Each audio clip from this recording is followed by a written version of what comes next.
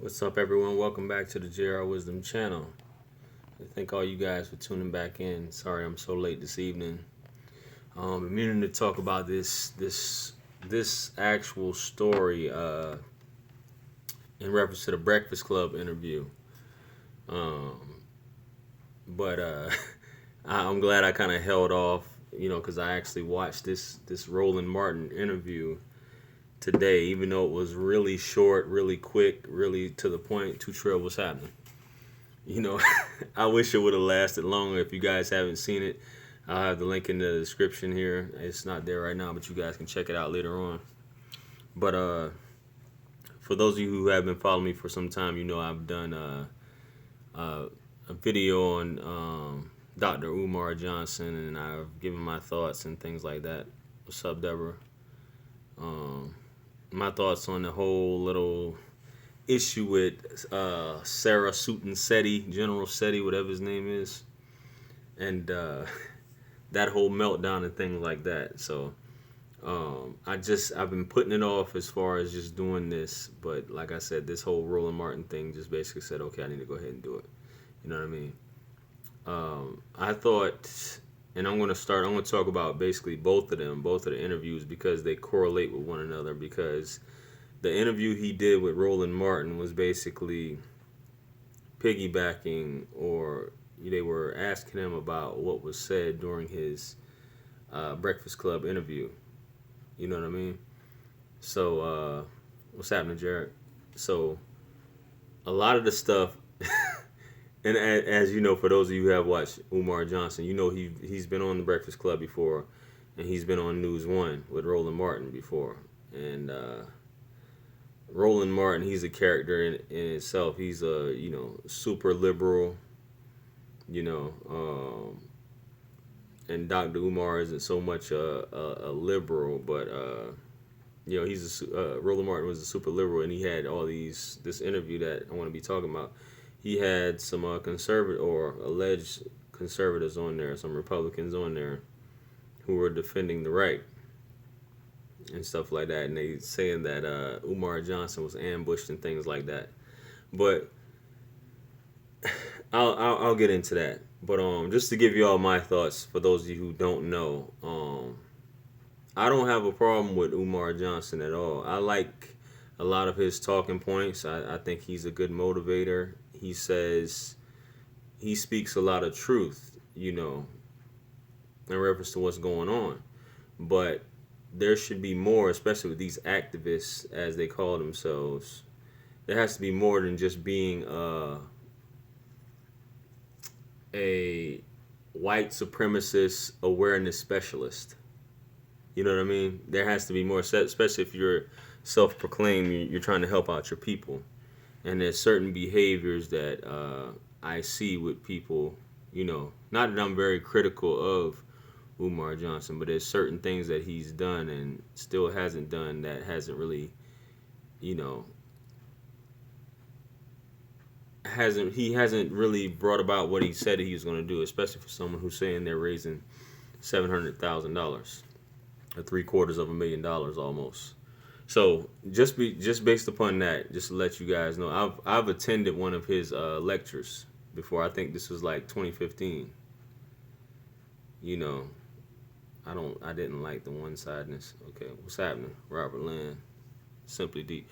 I've attended one of Umar's lectures. This was like probably summertime 2015. It's like 2 years ago. And he talks. He has great talking points. He talks about mental illness and stuff like that. I'll get his book real quick that I got here. Hold on one second. I thought I had his book here. Yeah, I do got his book. Yeah. Bought the man's book and all that stuff. You know what I mean? So he's got some good stuff, because I think for all you guys know, he signed it and everything.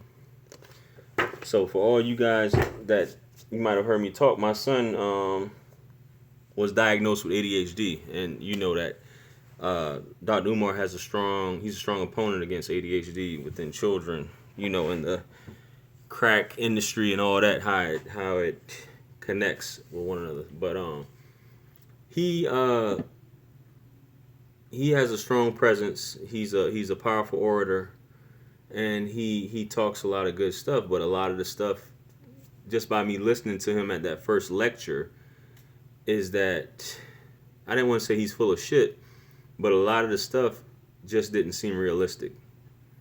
Not to say that it wouldn't come to life, but as far as this Frederick Douglass Marcus Garvey school that he's planning on building, like I said, this lecture I went to was 2 years ago.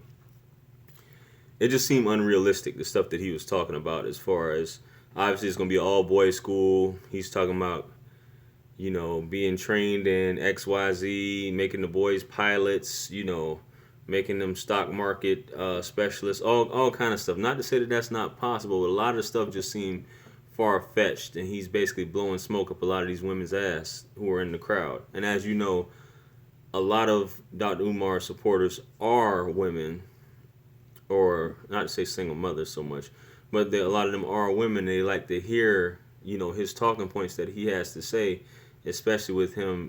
He explained why he didn't want why it's going to be all boys, because it's the man's job to take care of the woman, which I'm going to get into that. A lot of these talking points he said in both of these, his point of views that was in this, that he was questioned about. So the thing that I really wanted to say about this Breakfast Club interview, which I found funny, because this was the video I was going to do, was basically about the Breakfast Club, is that obviously, the Breakfast Club is a super liberal radio station, right? Everybody on the panel in the Breakfast Club is a super liberal, right?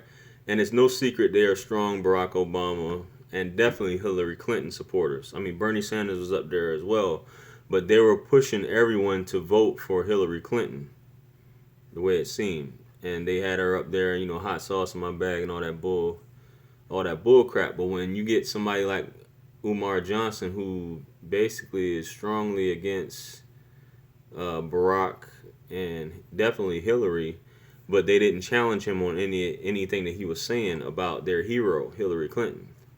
He was talking, and they didn't say, well, we like Hillary, we like Barack, but as he was basically talking about Barack, they were just like going along with it. When asked about Donald Trump, what did they see Donald Trump doing in the White House? And he basically said he's going to do the same thing that Barack did. He's not going to do anything for the black community. And they didn't say anything to him. So I'm just like, why are they not asking, especially Charlemagne, why are they not asking this man hard questions? Like, for example, when when he went on that rant against SETI, and his phone went off, and the whole thing about these hoes ain't loyal, the ringtone playing, they didn't ask him about that. They didn't really ask him about his degrees like Roland Martin did. Roland Martin got straight into it. You know what I mean? Asked him straight up about his degrees. But he talks about his practice. They didn't ask him about this controversy, especially Charlemagne. And I'm a fan of Charlemagne, but I felt he should have asked him more difficult questions.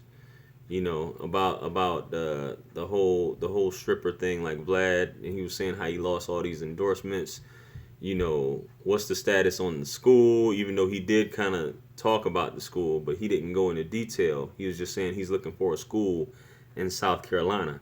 He said the same thing at this lecture he gave in South Carolina 2 years ago here in Charleston. He said that he's looking for a school in this area. So he would later allude in the Roland Martin interview that he didn't say anything about that. He just said that was it St. Paul School was auctioned off or something like that. You know what I mean? So they basically, it just seemed like they just let him talk, and they just asked him basic, questions, and he spoke on certain issues. Obviously, the big thing that he spoke about was interracial relationships, which seemed to be a big theme. And he got into the fact that his ancestor, Frederick Douglass, obviously, who was a biracial man, had ended up marrying a white woman as well. You know what I mean? And yes, he is a hustler, but I don't knock anybody for basically, if you're trying to motivate someone. It's just like Umar Johnson. I think he puts out good information, but it's similar to a preacher. It's basically giving you good information or motivating you. Excuse me, not good information, but motivating you and makes you feel good when you go to sleep at night. You know what I mean? That's about it, especially for the women. You know what I mean? You get it gets your hopes up, builds you up, and all this stuff. But these liberal guys on the Breakfast Club didn't challenge him. You know, he was saying the whole thing about Frederick Douglass letting him down, not letting him down, but him not seeing Frederick Douglass. You know, just because Frederick Douglass did marry a white woman, you know, he basically can't look at him as the greatest African American activist that walked American soil. So he goes into all that. Then he goes into you know, love being politics. This whole thing about this, and this is what I don't get why women don't say anything about this. Okay, he talks about love being political, right? It's in the interest of the black community for the black man to marry the black woman. There shouldn't be any interracial marriage or relationships because someone of another race could never understand the struggle of your race, which I can see that I can see that to a certain extent. Obviously, you know, as far as being pro-black, the question comes up: can you be pro-black if you're married or in a relationship with someone else of a different race? You know, but a lot of people had a hard time, you know, getting into that. If you're really trying to build your race up as a whole, and he had a point, which I guess he said, other races, other ethnicities encourage their people, you know, to marry within their own race. They do this, obviously, but I guess some people have an issue when it's as far as black people do it. You know, it's kind of being racist. You know what I mean? But that's neither here nor there. But what I'm saying is, he's saying that love is political, marriage is political. We all know this. There's no secret about that. You know, president is no secret. Why is the president of the United States always a married man? Why are governors married for the most part? Why are any political official, why are they married? Anyone who's to lead their people, for the most part, has to present that family or that union with someone else. So my question is for Umar Johnson, because he preaches all this at his lectures. Why aren't you married, Umar Johnson? You're what, 40, 42, 41, 42, however old you are. Why aren't you married if you're encouraging all these other people? If you're saying that it's the greatest commitment you can do to your race, and as far as saving the black family, and you're preaching this to people, then you should be the first one that's married. You know, as far as we're talking about politics now. You have to put love out of the equation when we get into politics. If that's your ideology, that is political, you have to put these things out of the way, and you need to settle down with a sister. You have to practice what you preach. But I don't think a lot of the women, especially, you know, a lot of these black women who attend his lectures, you know, maybe have a crush on him, maybe want to be this woman, but they never sit back and think, okay, he's preaching all of this. Why isn't he married yet? Will it take away from his message if he becomes married? You know what I'm saying? So, I mean, that's just something that I wonder why this tends to be overlooked, or why has no one in the Breakfast Club asked him that? Why has nobody said, well, Dr. Umar, why aren't you married yet? You're a political figure, whether you want to say it or not. You're a political figure at this point. You know, so why aren't you married? Love is politics. That's my thoughts. This is what I would be asking him, these questions. If you want to call it hard questions, but it's just like the first thing that would come to someone's mind that has them on the show. Well, if you're preaching this to our people, why are you not married? If this is the backbone, if this is the pillar of the black community, is the black family, you should be leading by example. He's saying the greater symbol of the struggle and the dedication to one's people is to marry a black woman. So if you're basically spearheading or want to be one of the spearheads of this movement, why aren't you married? That's my biggest question. You know, and he says all of this it's basically the man's fault that single mothers are in the position that they're in, despite saying, you know, deindustrializing the black community and getting the black man out of the house, you know, and feminism basically ruin everything. You know what I mean? So it that kind of speaks to women without accountability by him saying it's the black man's fault that you're not married. It's the black man's fault that you're single and stuff like that. And as he would go, he would say basically one out of every four, basically 25% of black women are married. They're the last to be married and all this other stuff, which he keeps talking about. You know, but that's the black man's fault. That's not the woman's fault. You know what I mean? So, the fact that he isn't married, okay, we got a Dr. Umar supporter in the building. The struggle he's fighting may be too large for him to have a spouse, and not being available to his family be a detriment.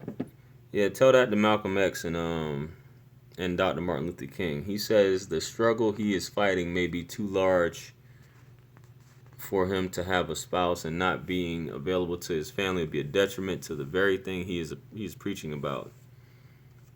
I guess that goes for Malcolm X, Martin Luther King, and all priests, right? The fact that he isn't married doesn't discount the truth of the narrative, right?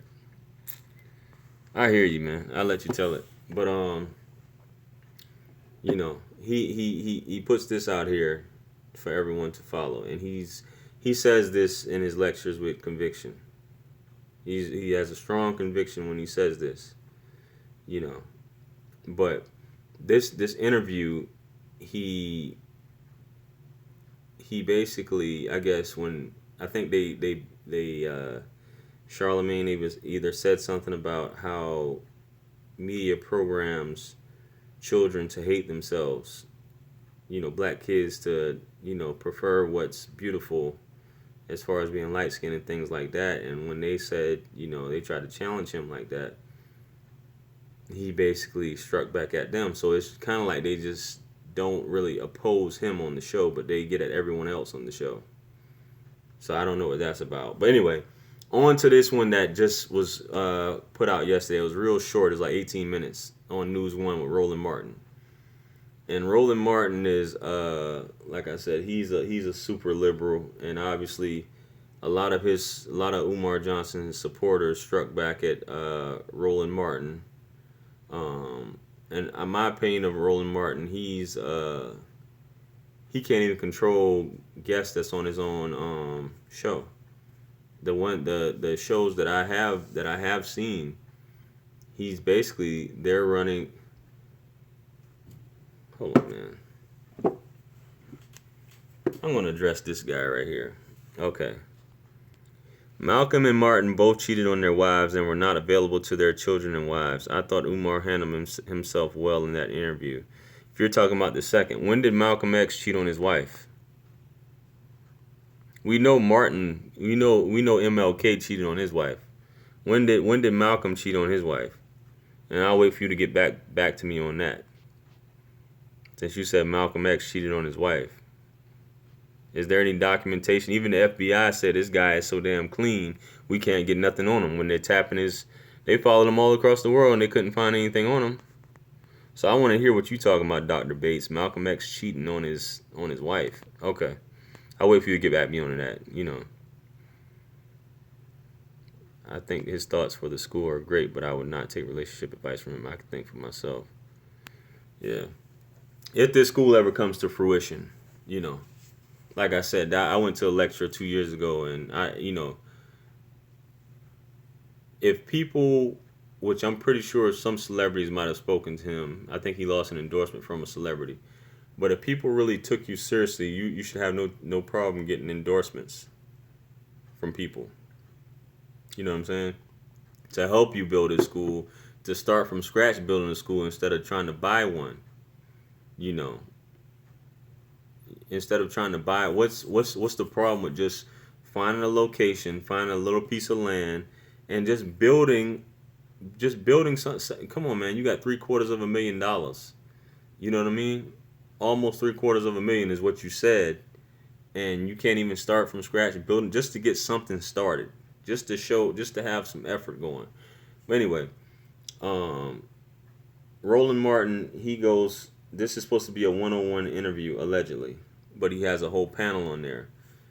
My thing with Roland Martin, obviously, he's a you know, like I said, super liberal, completely. He's down with Hillary all the way, and all this stuff. But on his own show, he can't even control his own guests, and especially when he tries to moderate, as you'll see on this video that he had, that this interview they did yesterday, that was posted yesterday.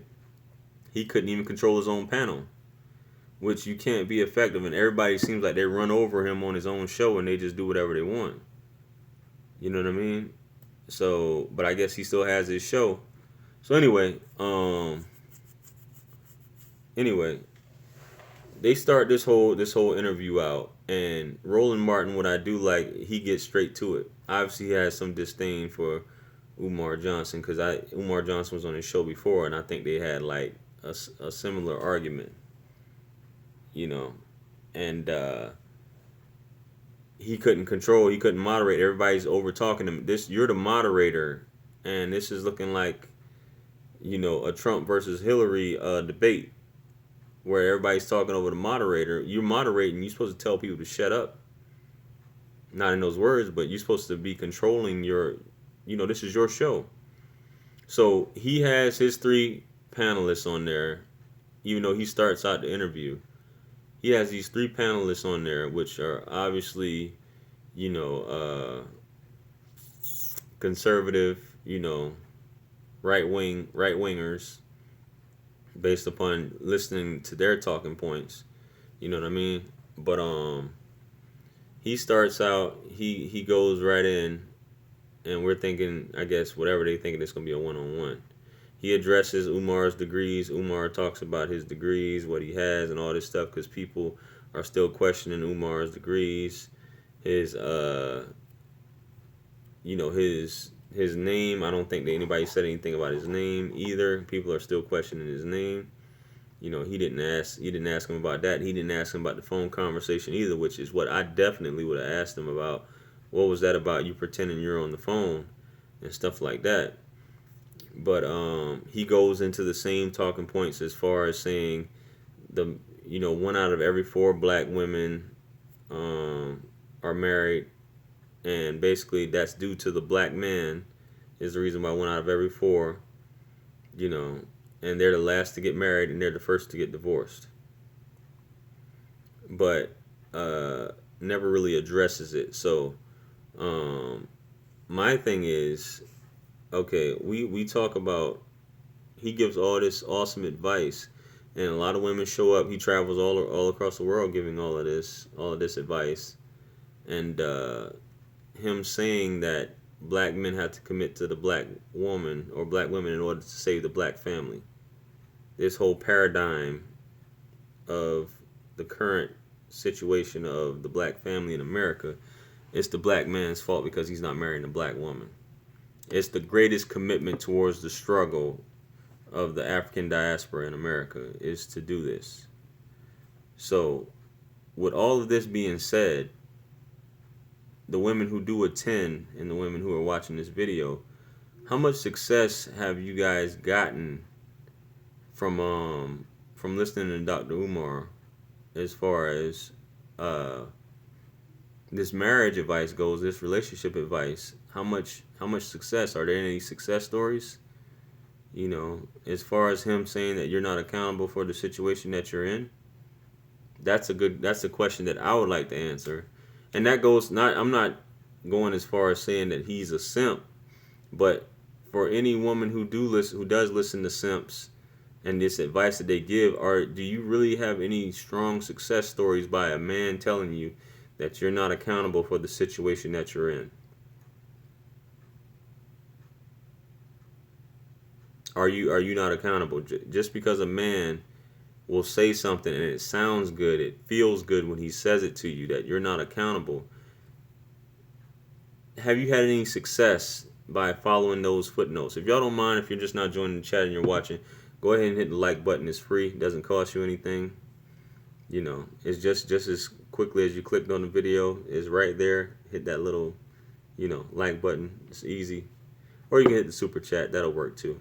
You know what I'm saying? Throw a couple coins in there. But I just want to know about the success. Is there really been any success stories? Or is it like church? You listen to what he has to say. It's empowering. You bringing awareness to white supremacy. Okay, there's no secret. We understand this. And by reading the comments on this video that was posted, it just seems like people were getting off on, the fact that he got into it. One of the panelists, he called one of the panelists a coon. He straight up called him a coon because he said something. So, but I'll get into that because it was comedy to me. But they get into the conversation where Umar basically says he can't take any black man seriously, or any black man serious that marries a white woman. And then Roland basically brings up to him that, what about these guys, Sidney Poitier, Harry Belafonte. He goes on with the list, blah, blah, blah. Even his own ancestor, Frederick Douglass. And he basically said, no, I don't respect them. You know what I'm saying? I don't respect them.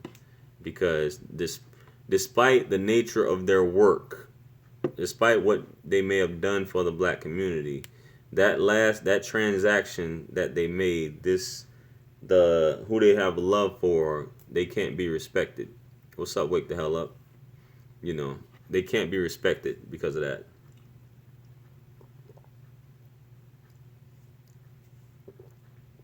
You can't take a black man seriously that isn't married to a black woman. You can't commit entirely.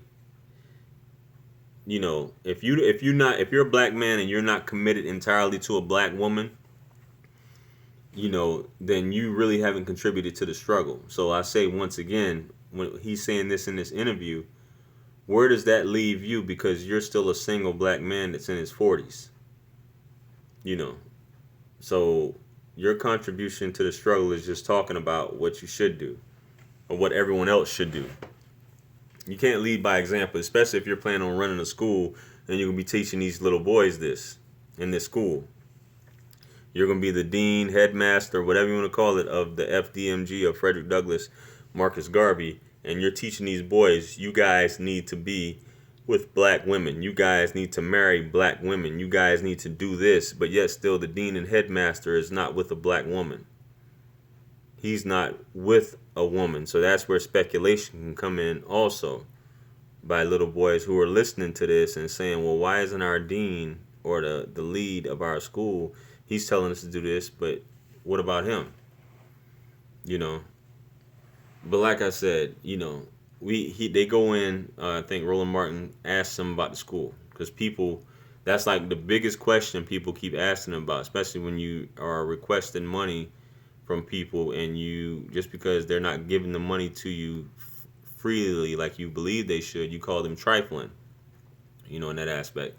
But like I said, he talked about this institute that he had, St. Paul, which was auctioned off. He's raised up $700,000 and he has a tentative date now, which is what he said, which is supposed to be August 21st of next year. And if it's not August 21st of next year, it's going to be August 21st of 2019, which is basically the anniversary of, the Nat Turner Rebellion and all that stuff like that. So this stuff, keeps getting, postponed and deferred,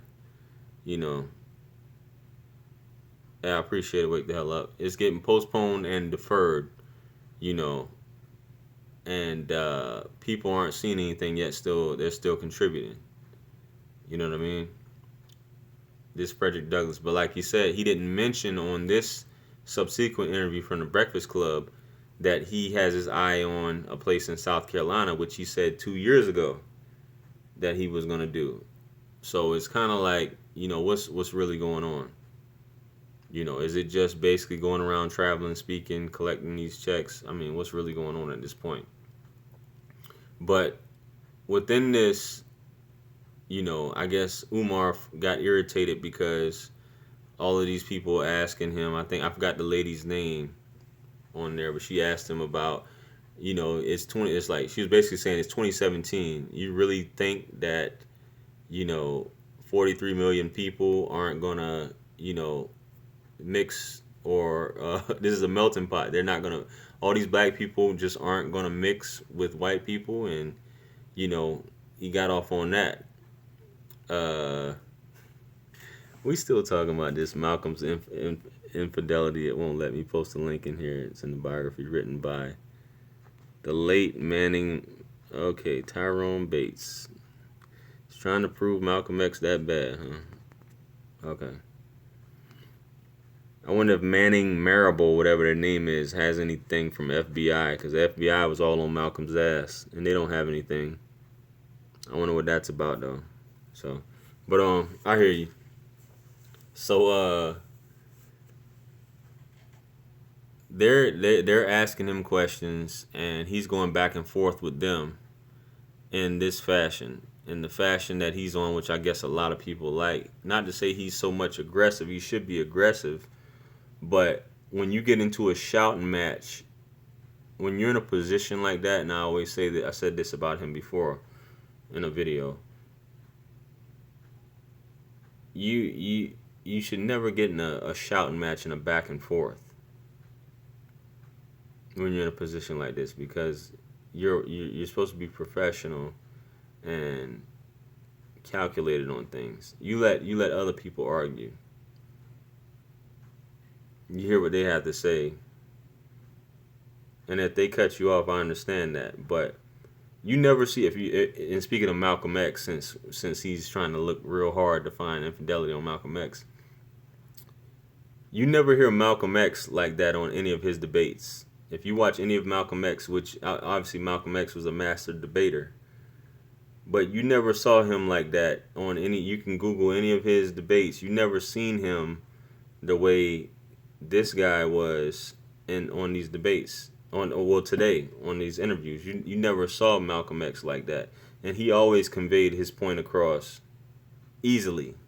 And obviously, Malcolm X is one of the heroes. I would say of Umar Johnson. You know, and even down to the pose Umar Johnson does with his hand on his face like this, copying Malcolm X. But you never seen Malcolm do that. Malcolm was cool. He let people say what they had to say because he knew he's going to tear him up. You don't need to argue if you know what you're talking about. If you're strong in your convictions, and this is what I say to a lot of people, you don't need to argue with anyone. You know what I mean? There's if you hear what they had to say, then that's just the way I would have handled it. But I know he's a different character. But you can't get in the dirt with people, especially when they're trying to get you. If you feel like that was the case, they were ambushing you. You know, and you trying to argue with them at the same time. You can sing together, but you can't talk together. That's that. However, that old saying goes. You know what I mean?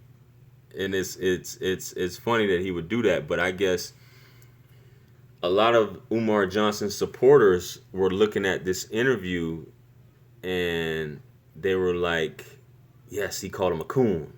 Yes, he called him a coon. That's right, you tell him. Where has that gotten anything? You know what I mean? What is that? Okay, he called him a coon. Obviously that upset Roland Martin. Roland Martin had basically brought it up where you guys aren't going to do this. You guys aren't going to be using racial epithets on my channel. You're not going to call coon, shine. You can say whatever you want. Da da da da. And Umar called him that because he called him a liar. In reference to the whole civil rights thing and all of this stuff like that. So you speak calmly with intelligence and you debate like Malcolm X, especially if you're calling yourself the number one activist in America right now. So all in all, I guess people were like, they looked at it like, okay, Umar walked away with a win, but what did you win at the end of the day? You know, you shouldn't have lost this. What's this guy's name? A. Scott Bolden. It's obvious he's a Fox News type of guy type of guy, and he said he's a strong he said he's a black Republican, which you know I'm not saying because I'm not Republican or Democrat, but he has those he said that this is my views on things, so he's gonna see it that way.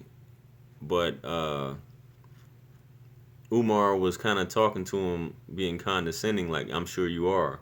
You're the white man's pet and all this stuff like that, instead of just talking to him, you know, with some intelligence and all this other stuff. So, you know, I just think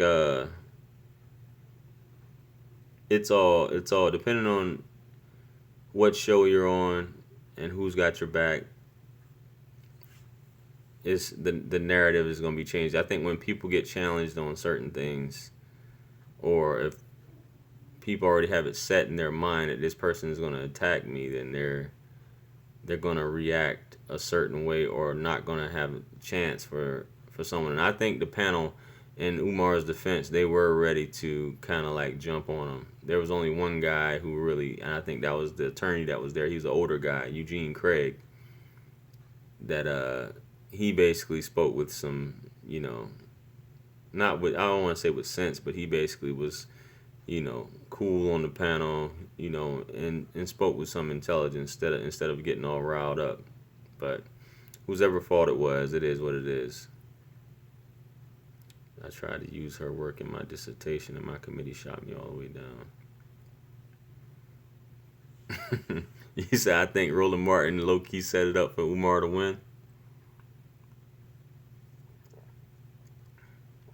I mean, if you want to say a win, but what did he win? It's a debate. I mean, we can debate. It's like on YouTube. We can debate all about issues of Black America and, the African American struggle, and, white supremacy awareness and all that. Farrakhan has been doing this since the 60s. And nothing has really changed. And he still talk. The man is what, almost 80 or whatever, or he is 83, however old he is, and nothing still has changed. He's still talking the same thing about the time is now, and he's probably every year he's been saying the time is now, and nothing has changed really as far as this goes. I mean, it's good. It's good to keep this motivation, and you want to bring awareness to white supremacy, and you can talk about it over and over and add some flavor to it, cook it, eat some of it, let it cool down, you reheat it up, rinse and repeat, doing all this. But at the end of the day, you can talk, but as far as getting people in the same mindset of coming together for the benefit and pooling resources to help your people out, who knows if there's just one easy answer to that. But that was my thoughts on the interview. He says 2018, 2019, when I see this school up, then I'll have my confidence in Umar Johnson will be restored. If he really pulls this school off, $750,000. None of these people, obviously you're doing GoFundMe, but there's no other assistance. I know the people have to fund their own stuff. Like he said, he doesn't want it to be state owned. That's why he didn't want to do a charter school. But you have to there has to be other ways of coming together. It just seems like Umar Johnson tends to want to work alone or do his own thing. Or maybe, like he says, he has a different narrative than everyone else. you know, and alliances or whatever have you. You know, it's not really there. So it's everything is more difficult than what you think it is. So that was pretty much it, man. Just wanted to knock this video out, speak on it this evening. So that's my thoughts on it. Hopefully, he doesn't let you guys down. Hope he doesn't let you guys down. So, I'll put the links up. You know, if you guys haven't seen it, you know, you guys who are watching this later or watch this after the live stream, just click on the link in the description. You see both of those interviews that I was talking about in this video. I didn't speak on the woman. You talking about the woman on the panel? I didn't speak on her. Marriage is a contractual agreement, and no, we can't control who we love. However, we can control what our purpose for our people is. And right now, the world is not set up for interracial marriages. Yeah. Yeah. Peace to all y'all. You know, I hear you. But all of this stuff is easier said than done. You know, that's why I guess it's better just to make money off of speaking on it, to basically empower people, you know. But you trying to change the minds of all these people, you know, is a difficult task in itself. So with that being said, guys, I'll hop up out of here. Peace be upon you all. Make sure you guys like, share, comment, and subscribe. If you think this video could be of benefit to anyone, make sure you share it, you know, with them. Add me on social media if you haven't. The link is in the description as well. You know, check me out on Amazon. Balanced topic. You spoke on. He has to prove himself. Yeah. Add me on social media if you haven't. The link is in the description. If you got any questions or any topics you'd like me to discuss, email me those. Be happy to hear from you. The Well of Wisdom link is there as well. Hit that up, you know, if you feel like it. And remember, guys and ladies, and all you beautiful people out there, anything lost can be found again, except for time wasted. A vision without action is merely a dream. Peace be upon you all in the mercy and blessings of the Almighty. And I am out of here for this evening. I'll catch you guys on the next video or live stream. All right, peace be upon you. I'm out.